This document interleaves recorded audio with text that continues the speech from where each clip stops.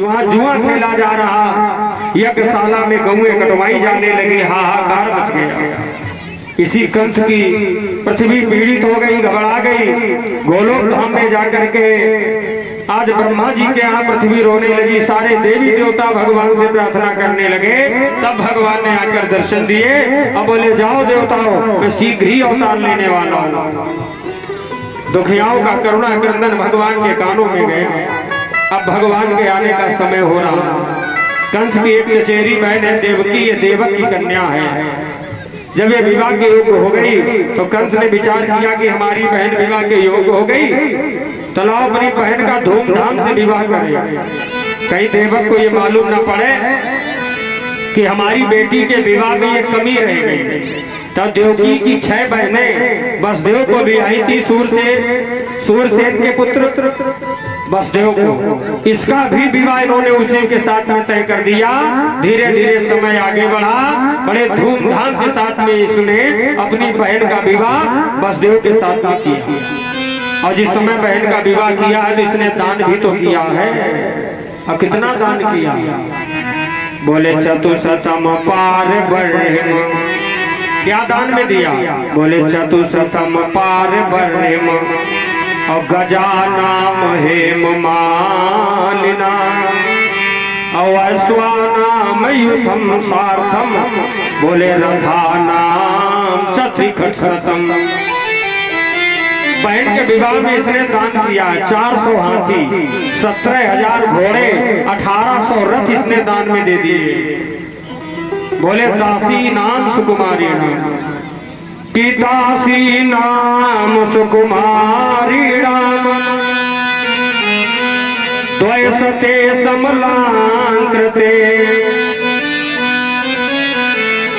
दासियों का दान किया है कितनी? 200 द्वयसते। और सुकुमारी नाम सब नई दासियां हैं। जिस समय कंस की विदाई, बहन की विदाई की है कंस ने, तो ये बहुत रोया। जब गृहस्थ आश्रम का भाई या पिता अपनी बहन या बेटी की विदाई करता है तो उसके हृदय पर बीतता क्या है।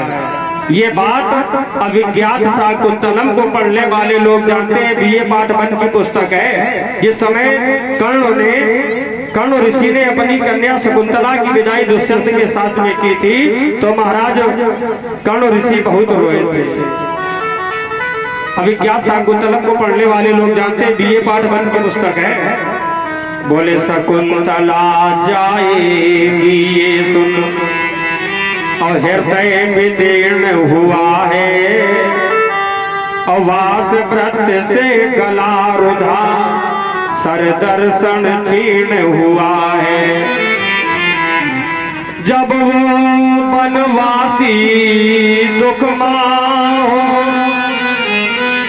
और कन्या विवाह में रोते हैं तो हम गृहस्थ और कन्या के विदा में क्यों न भला रोते हैं। इन्हें छोड़ दो। जो यम नियम ध्यान दे धारणा आसन समाधि प्रत्याहार के निर्माता थे महाराज जनक। जनक ने जिस समय सीता जी की विदाई की तो महाराज जनक भी तो बहुत रोए। किसी आई बिलो किसी आई बिलो अधीरता भागी।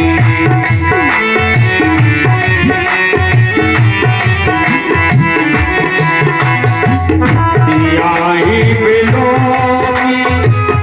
धीरता भागी।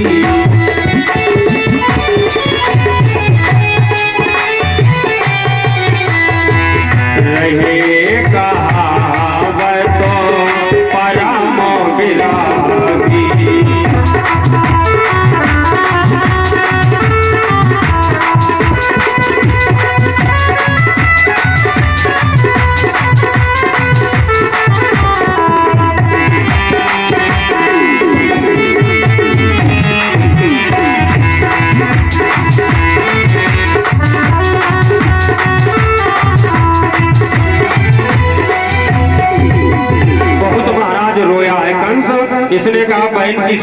विदाई करूंगा, भेजने जाऊंगा। रश्मिनाम भयानाम जग्राम, ये स्वयं रथ पर सवार हुआ, लगाम हाथों पकड़ी, बहन को सानंद के साथ में भेजने जा रहा है। और जैसे रास्ते में पहुंचा तो एक आकाशवाणी हुई कि अतिपाग्रहिणम कंसो महासवा शरीरवा। बड़ी सुंदर बड़ी आकाशवाणी हुई विचित्र कि अतिपाग्रहिणमो कंसो अमाभास्या शरीरवाक अवस्थ्या अष्टमो गर्भो हंतायाम बहसे बुधा। कंस, जिस बहन को तुम सानंद के साथ में लिए जा रहे हो, इसका जो 8वां गर्भ होगा वही तेरा काल होगा। अरे कंस, इस देव की गाई अष्टम लाल, और हम बतलाते हैं तुम्हें होगा तेरा काल। कहते तो भाई नववाणी मेरे कानों तक आई है, या फिर किसी ज्योतिषी ने आकर ये बात बताई। हाथों से लगाम छूट गई, कंस कपने लगा। कंस रथ से नीचे कूद गया।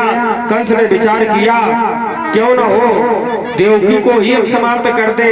न होगी देवकी, न पैदा होगा लाल, और न रहेगा बांस, न बजेगी बांसुरी।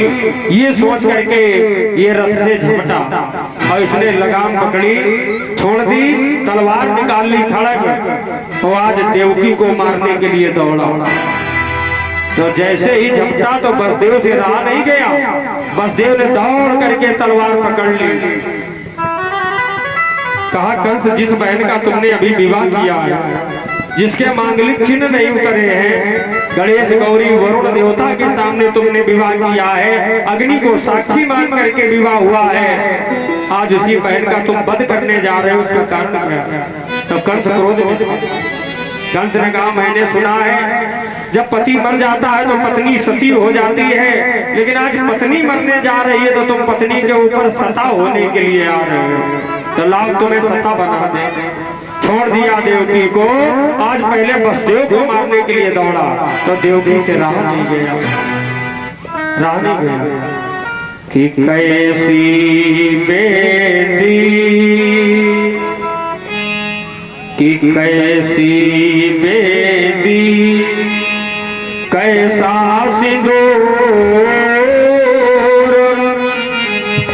और श्रृंगार कहाँ का, और साज कहाँ, और पति देवों के जब, पति देवों के जब प्राणों पर हो, तो फिर पत्नी को लाज कहाँ।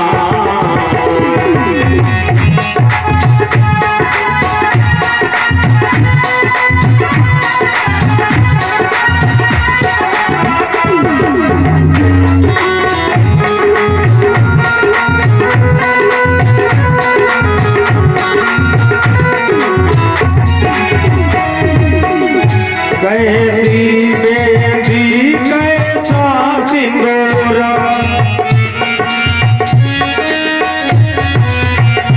कैसी बेदी, कैसा सिंदूर,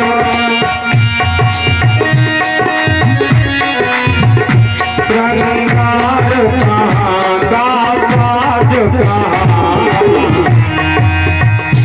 पति देवों के जबो,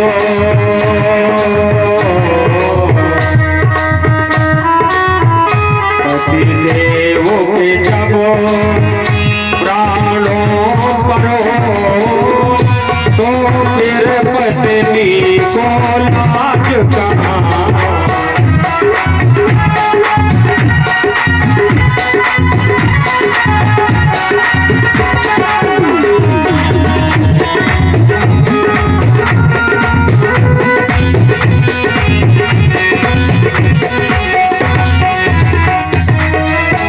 दौड़ करके देवकी ने तलवार पकड़ ली। भैया, अगर तुम्हारी तलवार ज्यादा भूखी है तो पहले हमारा वध करो। कि बोली इनका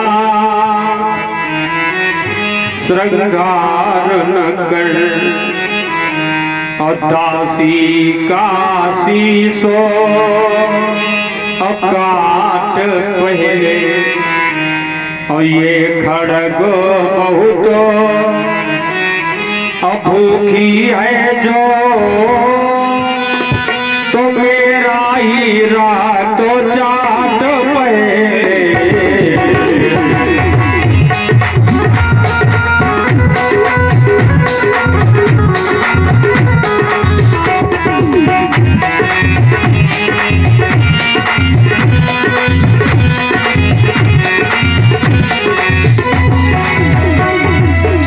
छोड़ दिया वसुदेव को, देवकी को झपटा, कभी देवकी को कभी वसुदेव को।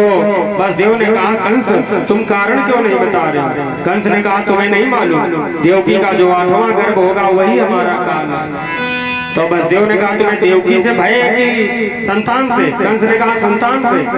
वसुदेव ने कहा जो भी संतान देवकी से पैदा होगी वो हम तुम्हें दे देंगे, और तुम देवकी को मारो ना, इनका बंद बंद। वसुदेव ने सोचा कैसे मामला अभी टल जाए, बाद में तो देखा जाएगा। कंस ने कहा ये बात बहुत बढ़िया, बालक पैदा होगा, पैदा होते ही थोड़ा ना हमें मार देगा, जब वो बड़ा होगा तभी मार पाएगा। तो कंस ने कहा ये हमें स्वीकार है। ये बोला राक्षस राज तब और है मुझको स्वीकार, किंतु भोगना पड़ेगा तुम्हें तब तक कारागार। हाथों में हथकड़ियां, पैरों में बेड़ियां, जेल खाने में डाल दिए गए। धीरे धीरे समय आगे बढ़ा, बोले दिन पर दिन हो रहा, और इधर कंस विकराल, और इधर देवकी के हुआ पैदा पहला लाल। बहुत ज्यादा इसने बहुत ज्यादा ममता है। वसुदेव जी ने कहा देवी इस बालक से ममता न करो, क्योंकि हमारे ऊपर ऋण है, इसे भुगताने दो जाकर। छीन लिया बालक को देवकी से वसुदेव ने कहा स्वामी हमारा भैया इतना निर्दयी नहीं जो पहले भांजे को मार दे, 8वां होगा तब मारा जाएगा, इसे तो वो छोड़ देगा। वसुदेव जी ने कहा छोड़ दे या ना छोड़े, लेकिन हमारा जो ऋण है तो उसको तो हमें चुकाना है। बालक को ले लिया और आज स्वयं कंस के पास में गया, महाराज के जीवन की जय जयकार हो, ले पहला भांजा पैदा हुआ। बालक को कंस ने हाथ में लिया। कंस ने विचार किया कि भय तो हमें 8वें से है, पहले से तो है नहीं। अब बालक जब पैदा होगा तो पैदा होते ही हमें मार नहीं पाएगा, जब बड़ा होगा तभी मार पाएगा, तो हमला पहले मार। तो आज बालक को बोले पैदा होते ही मार नहीं देगा, जब बड़ा होगा तभी मार पाएगा, तो हम उसी समय बालक जैसे पैदा होगा सोई मार देंगे। आज ये विचार किया, बोले तो ले जाओ इस बालक को, 8वीं संतान जब पैदा हो तो हमें दे देना। बालक को वापस कर दिया। आज जैसे देवकी को बालक दिया तो देवकी बड़ी प्रसन्न हो गई। कहा स्वामी मैंने कहा था कि पहला बालक है, इसे हमारा भैया नहीं मारेगा, इतना निर्दयी नहीं है। देवताओं में हाहाकार मच गया। उसी समय नारद बाबा आए। नारद बाबा ने कहा कंस यहाँ वसुदेव क्यों आए थे? तो उन्होंने कहा हमारी वसुदेव की बहुत पुरानी प्रतिज्ञा चल रही है।